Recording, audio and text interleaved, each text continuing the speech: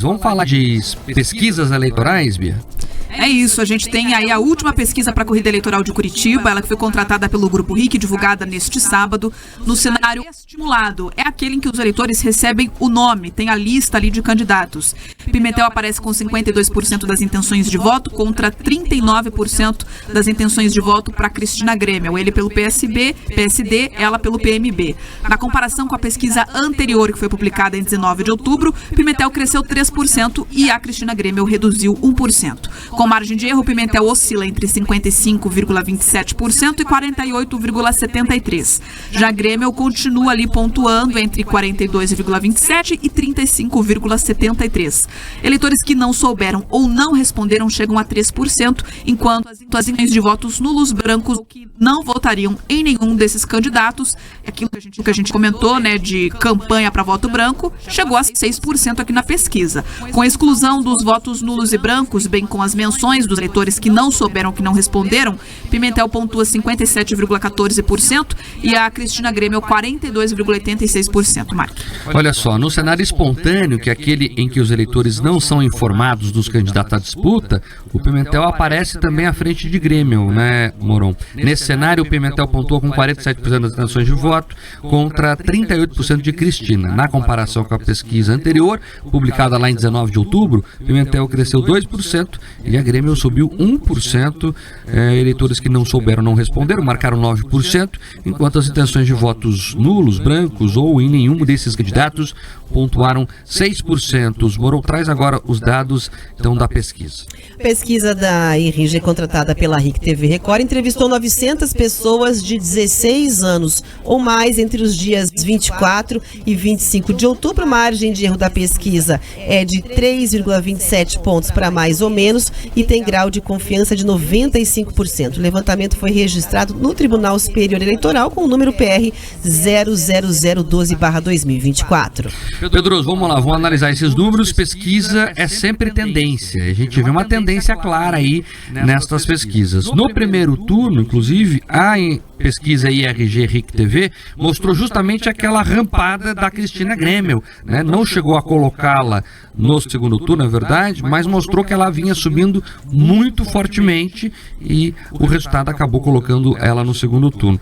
Agora a gente vê uma tendência ali de uma subida também nas últimas semanas de Eduardo Pimentel e uma estabilidade de Grêmio, que subiu bastante lá no começo, caiu um pouco depois e estabilizou ali. Como é que você tem enxergado esse cenário? É isso, o que a pesquisa, né, que nós tivemos no primeiro turno e as pesquisas que a gente coloca, né, consegue perceber agora, é que elas conseguem capturar o momento. Enfim, o campo delas foi realizado nos últimos dias, eles têm apresentado essa estabilidade, Marcos Souza, que você percebe tanto pela pesquisa apresentada aqui do IRG quanto dos outros institutos, todos eles têm mostrado esse cenário. Um crescimento do Eduardo Pimentel, principalmente nos últimos 10 dias, e a Cristina Grêmio bastante estável ali, variando muito dentro da margem de erro.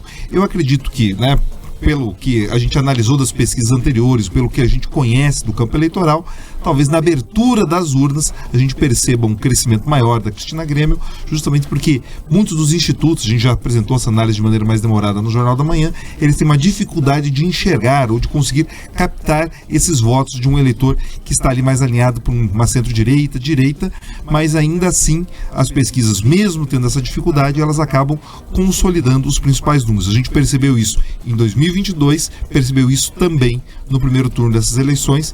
Enfim, resta saber se agora os institutos estarão certos ou não. Essa é a grande vantagem do processo eleitoral, Mário. Você tem as pesquisas e logo você tem a prova de fogo se elas estão realistas ou não. Mas todas as pesquisas, nenhuma delas, diferente do primeiro turno, mostra uma discrepância, né, ou dados muito divergentes. Todas elas muito alinhadas, o que mostra que talvez os institutos calibraram um pouco dos seus instrumentos.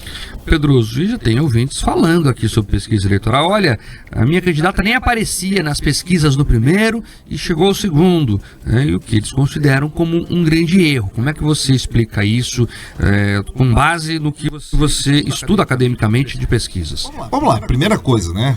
Nas pesquisas em que a candidata não aparecia no primeiro turno, talvez eram aquelas que ainda não tinham os registros de campanha. Depois, ela começou a aparecer, apareceu ali com 5 pontos, e o movimento de adesão, vale até até perguntar para os nossos próprios ouvintes da live. A gente percebia, conforme a eleição ia esquentando, mais apoiadores, mais suporte popular ela recebia, e isso se converte inclusive nas pesquisas de intenção. Tem esse crescimento e tem uma grande arrancada, principalmente depois daquele movimento feito, né, por alguns setores da direita contra o PSD. Ela se favorece desse movimento e tem essa arrancada, que foi justamente aquilo que nós apresentamos no sábado da eleição anterior da votação do dia 27, ou seja, do dia 6.